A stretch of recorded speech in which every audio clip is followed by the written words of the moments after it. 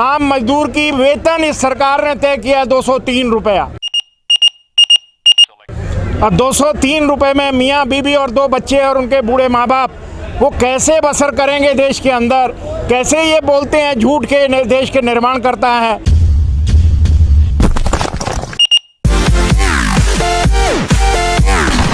नहीं, आज का जो प्रदर्शन है वो 10 मजदूर संगठनों का पूरे हिंदुस्तान में, हर शहर में, हर ब्लॉक में, हर डिस्ट्रिक्ट लेवल पर ये ऐसे प्रोग्राम चल रहे हैं। क्योंकि हमने 10 मजदूर संगठनों ने, ये बड़े जो देश के बड़े मजदूर संगठन है 10, उन्होंने ये फैसला किया था कि भारत सरकार जो है वो मजदूरों के हकों के ऊपर हमले डाल रही है। हमारे 44 कानूनों को बदलकर 4 कानूनों में ले आए हैं। किसानों के लिए ज़बरदस्ती उनके 3 कृषि कानून बना दिए गए हैं और आम देश के अंदर महंगाई को कंट्रोल नहीं कर पा रहे हैं। बेरोज़गारी जो है वो आज तक की 50 साल का रिकॉर्ड तोड़ के बैठी है और लोगों का जीना दूभर हो रहा है। मार्केट के अंदर अपना जीवन बसर करना बड़ा मुश्किल हो रहा है। इसलिए देश के 54 करोड़ मजदूरों को रहनुमाई करने वाले 10 मजदूर संगठनों ने पूरे देश के अंदर कॉल दी है और हर बड़े शहर में, हिंदुस्तान में, हर डिस्ट्रिक्ट लेवल पर, हर ब्लॉक लेवल पर ऐसे प्रदर्शन हो रहे हैं। हमने फैसला किया था दिल्ली के 10 मजदूर संगठनों ने कि हम मंडी हाउस पर इकट्ठा होंगे, यहाँ से मार्च करते हुए टॉलस्टॉय मार्ग से हम पार्लियामेंट पर जाएंगे। परंतु पुलिस ने हमारे को ये मार्च का इजाज़त नहीं दिया और इस पर बैरिकेड लगाकर रोड को बंद कर दिया। तो हमारे पास कोई और दूसरा चारा नहीं था। हमने अपनी मीटिंग को यहीं पर ही कन्वर्ट कर दिया और यहाँ पर सब मजदूर संगठनों के नेता, शीर्ष नेता, वो अपनी बात को रख रहे हैं। तो हमारा इस सरकार के ज़रिए जो चुनी हुई है देश की जनता की, उन्होंने जो वायदे किए हैं उन वायदों को हम कह रहे हैं कि आप पूरा करिए। पूरा करना तो दूर, 2 करोड़ नौजवानों को नौकरी देनी थी इन्होंने, परंतु जिनके हाथ में नौकरी है वो नौकरी खोस रहे हैं। जिनको बुढ़ापे का सहारा सोशल सिक्योरिटी में पेंशन मिलनी थी वो पेंशन को बंद कर रहे हैं। नौकरी के घंटे 8 घंटे बड़े संघर्ष के बाद हासिल किए थे उसको 9 घंटे 12 घंटे बढ़ा रहे हैं। ओवर टाइम के घंटे इन्होंने 75 से 125 कर दिए हैं और ओवर टाइम का रेट सिंगल रेट कर दिया है। तो इसलिए कहीं पर भी जॉब क्रिएशन हो नहीं रही है, महंगाई आसमान छू रही है। आम मजदूर की वेतन इस सरकार ने तय किया 203 रुपया। अब 203 रुपये में मियाँ बीबी और 2 बच्चे और उनके बूढ़े माँ बाप वो कैसे बसर करेंगे देश के अंदर? कैसे ये बोलते हैं झूठ के देश के निर्माण करता है?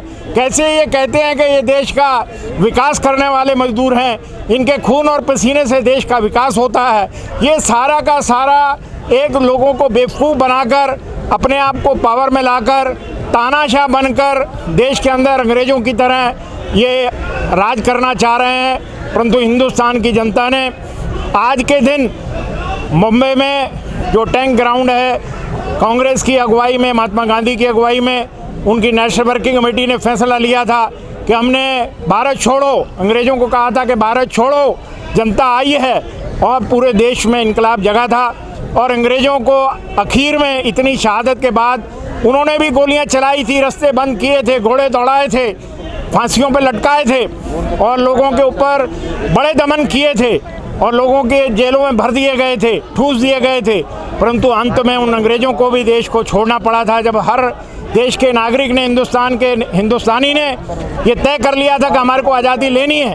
परंतु आज ये बीजेपी वाले जो उस वक़्त अंग्रेज़ों के साथ में थे, आज देश को बरगलाकर और महंगाई को और बेरोज़गारी को दिखाकर और काले धन को वापस लाने का वायदा करके हमारे देश में आकर अब सभी सरकारी जितने संस्थान हैं उनको कौड़ियों के भाव में बेचने का काम कर रहे हैं। इनकी जो स्वदेशी मंच जो है वो पता नहीं कहाँ इन्होंने भेज दिया है, अमेरिका में। और अभी यहाँ पर बीजेपी का कोई भी साथी स्वदेशी की बात नहीं करता है। बाबा रामदेव भी नीम की दातन करने के लिए बोलता था, आज बाबा रामदेव भी इन्हीं के राज में, इन्हीं के प्रोटेक्शन में अरबोपति बनकर बैठ गया है। तो ये सिर्फ पूंजीपतियों का राज है। पूंजीपतियों के कहने पर ये सरकार काम कर रही है। हमारे देश के 54 करोड़ वर्कर जिनकी वजह से ये दिल्ली बनी है, हिंदुस्तान बना है, उनके खून और पसीने पे ये पावर पे आए हैं और अब पावर पे आने के बाद तानाशाह बन गए हैं। अब डिफेंस की 41 फैक्ट्रियों को इन्होंने 7 कंपनियों में कन्वर्ट कर दिया। उनको अडानी अंबानी को जो इनके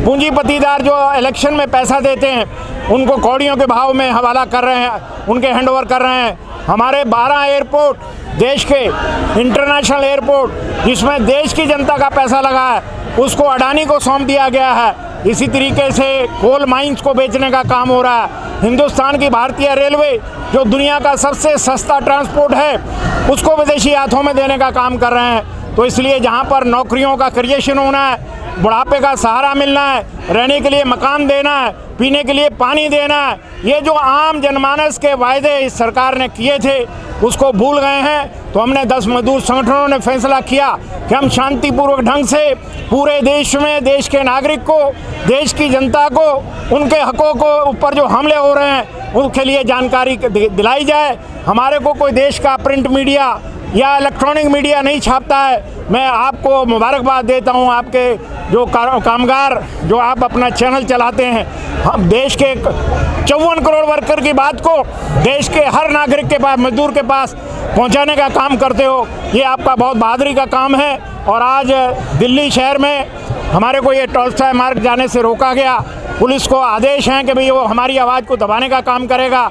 मैं ये एलानिया तौर पर सरकार को चेतावनी देना चाहता हूँ कि ये अंग्रेज़ों की नीतियों से चलने से बाज आएँ, देश के आम कामगार की, देश के आम आवाम की आवाज़ को दबाना बंद करें, अन्यथा इनको देश में कोई राज करने नहीं देगा।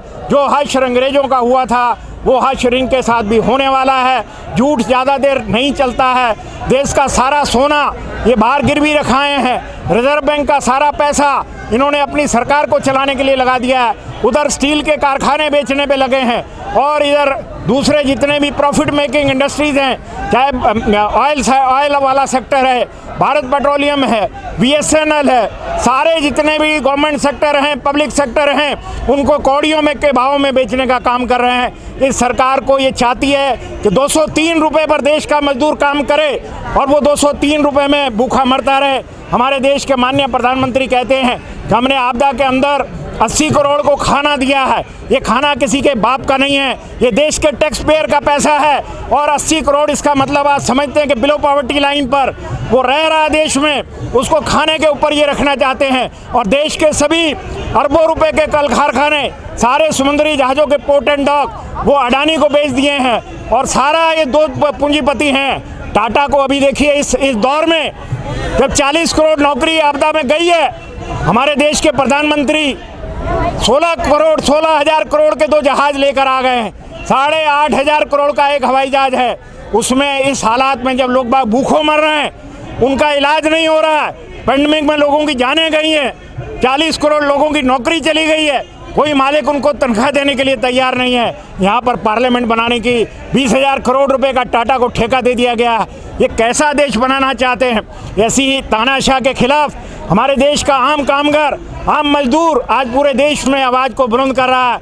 अगर ये सरकार अभी भी नहीं चेतेगी तो आने वाले समय में इस सरकार को इसका हर्जाना भुगतना पड़ेगा। इन्हीं शब्दों के साथ मैं दिल्ली के हमारे बहादुर साथी जो हमारे हिंद मजदूर सभा के झंडे के नीचे सैकड़ों की तादाद में यहाँ पर आए हैं, मैं उनका भी आभार प्रकट करता हूँ। हमारी महिलाएं जो एयरपोर्ट पे काम करती हैं, एयरपोर्ट पे 16,000 महिला काम करती है और उनको सबको नौकरी से निकाल दिया। डायल के सारे जो जितने भी 9 कंपनियां थी उनकी जगह पर दूसरी कंपनियां आ गई, ये सब बेरोजगार हो गए हैं। साथी नारायण सिंह कोर्ट में उनका केस लड़ रहे हैं, परंतु हम बात करेंगे आपस में, कोर्ट का भी दबाव बनाएंगे और हमारी ताकत का दबाव भी बनाएंगे ताकि इनके फैसले जल्दी हो जाएं। इन्हीं शब्दों के साथ मैं पुनः अभी सभी साथियों को बहुत बहुत मुबारकबाद देता हूं। इनकलाब जिंदाबाद। अगर आप ये वीडियो YouTube पर देख रहे हैं तो हमारे चैनल को सब्सक्राइब करें और बेल आइकन को दबाना ना भूलें। अगर आप Facebook पर ये वीडियो देख रहे हैं तो हमारे पेज को लाइक करें।